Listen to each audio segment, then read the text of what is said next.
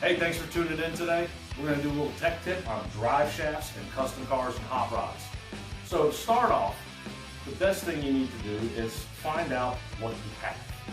I know for a fact that in this vehicle, the rear end and the transmission came out of a 1963 Fairlane with a 260 V8. You might not always know that, but at least try to figure out what type of rear end you have, what type of transmission you have, how many splines if you don't have your yoke, what your spread on your bolts on your differential yoke are going to be if you don't know them. You want to make sure that when you're measuring your drive shaft length that you work through your suspension and have it at its shortest point. So right now I have my drive shaft, transmission, and rear axle in the position they're going to be at their lowest, shortest point. When you measure, you want to measure from the center of your cap all the way back here to the center of your other cap. Now, you do have a little bit of play in here that you can get away with. This one is measuring at 29 inches dead on center to center. Also, when positioning your yoke, you want to go in as far as you can and bottom it out. You want to pull it out somewhere between 1/2 inch and 3/4, some even like it 1 inch. It's really just your personal preference.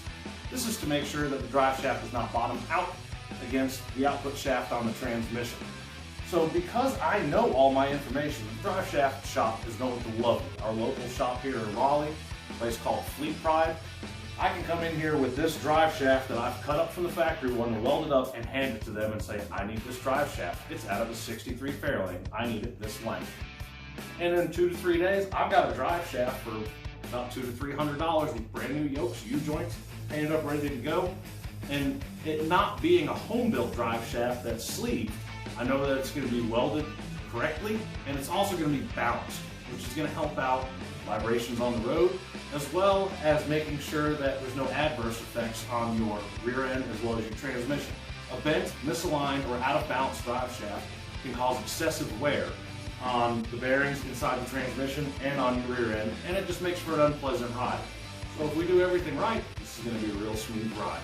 If you have any questions, feel free to email us at greasyboycustoms@gmail or at rustybrothersgarage@gmail. Thanks for tuning in. See you next time.